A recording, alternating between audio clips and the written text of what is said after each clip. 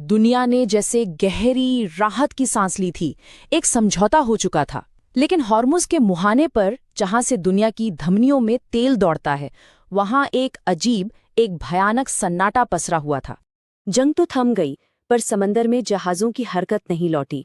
तेल, गैस और खाद से लदे जहाज किनारों पर बस खड़े थे, जैसे किसी ने पूरी दुनिया की अर्थव्यवस्था का गला घोंट दिया हो।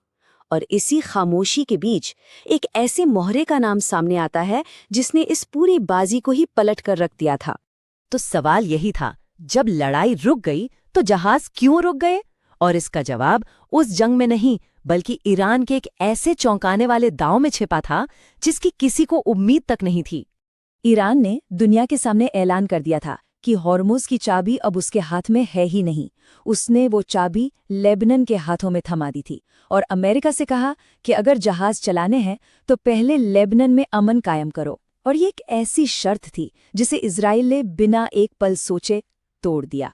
इस पूरे उलझे हुए खेल को समझने के लिए हमें इजराइल के उत्तर में बसे उस देश की तरफ देखना होगा, एक ऐसा मुल्क जो अंदर से टूट चुका है और जहां असली प्रॉक्सी वॉर लड़ी जा रही है। लेबनान एक ऐसा देश जहां सत्ता सुन्नी, शिया और ईसाई नेताओं के बीच एक बहुत ही नाजुक धागे से बंधी हुई है। और सत्ता का यही बंटवारा एक ऐसा खालीपन पैदा करता है जिसे एक ऐसी ताकत ने भर दिया है जो उस देश की सरकार से भी कहीं ज्यादा शक्तिशाली है। लेबनान की असली ताकत वहां की सरकार नहीं, बल्कि हिजबुल्लाह है, ईरान का बनाया हुआ और उसी के पैसों पर पलने वाला एक शिया संगठन, जो दक्षिणी लेबनान में बसे फिलिस्तीनी शरणार्थियों के दर्द को अपनी ढाल बनाकर इजराइल पर हमले करता रहता है। लेकिन दक्षिणी लेबनान में चल रहा ये संघर्ष सिर्फ हिजबुल्लाह की लड़ाई नहीं है, ये एक बहुत बड़े दशकों पुराने और एक बेहद विवादित सपने का हिस्सा है। मध्य पूर्व के नक्शे को हमेशा के लिए बदल देने का सपना। ये ग्रेटर इजराइल का सपना है, एक ऐसा इजराइल जो भूमध्य सागर से लेकर फारस की खाड़ी तक फैला हो, एक ऐसी महत्वाकांक्षा जिसमें इजराइल अपने पड़ोसियों की जमीन को धीरे धीरे निगलता हुआ अपने सबसे बड़े दुश्मन ईरान को हमेशा के लिए बेअसर कर देना चाहता है। और ये सिर्फ एक सपना भर नहीं है। आज दुनिया की नजरों से दूर इजराइल वेस्ट बैंक, गाजा पट्टी और दक्षिणी लेबनान के बड़े हिस्सों पर अपना कब्जा जमा चुका है। इजराइल का मकसद अपनी सरहद को लेबनान के अंदर बहने वाली लितानी नदी तक ढकेल देना है।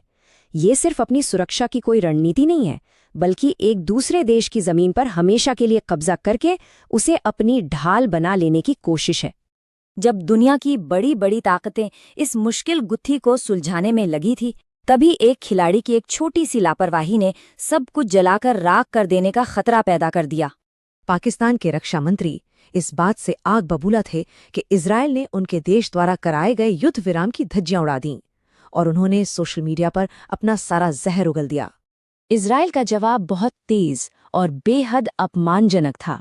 उसने शांति दूत होने का दावा करने वाले पाकिस्तान को पूरी दुनिया के सामने जलील कर दिया और सवाल उठाया कि जिस मुल्क के अंदर इतनी नफरत भरी हो, वो भला शांति कैसे ला सकता है। इजरायली गुस्से की इस आग के सामने पाकिस्तानी मंत्री ने डर कर अपनी पोस्ट डिलीट कर दी। ये डर का एक साफ संकेत था और एक मध्यस्थ के तौर पर पाकिस्तान की इज्जत पर एक बहुत बड़ा प्रहार। इस राजनयिक तूफान के बावजूद दोनों देशों के प्रतिनिधि मंडल बातचीत की मेज पर इस्लामाबाद पहुंचे।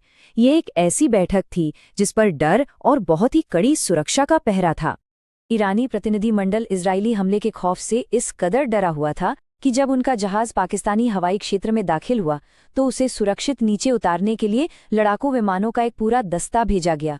इस्लामाबाद के एक कमरे में दो जानी दुश्मन देशों के सबसे बड़े प्रतिनिधि एक दूसरे के आमने सामने बैठने वाले थे और उनके हाथों में पूरी दुनिया की अर्थव्यवस्था का भविष्य था।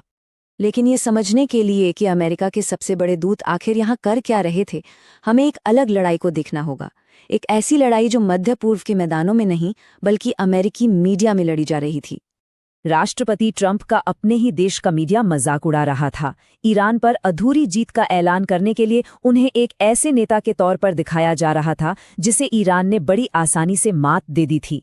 और अब अमेरिकी राष्ट्रपति के लिए ये बातचीत दुनिया की स्थिरता के बारे में नहीं रह गई थी। ये उनके व्यक्तिगत अहंकार और अपने देश के चुनावों से ठीक पहले अपनी इज्जत बचाने की लड़ाई बन चुकी थी।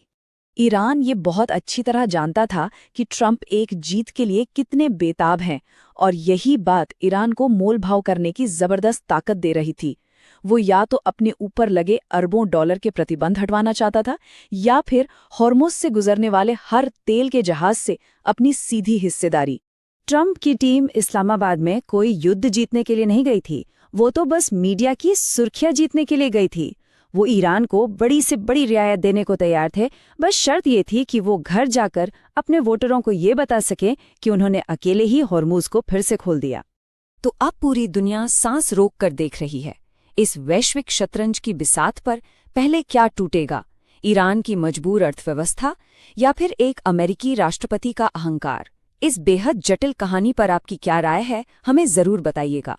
अगर ये प्रस्तुति पसंद आई हो तो इसे लाइक करें और अपने दोस्तों के साथ साझा करें। धन्यवाद।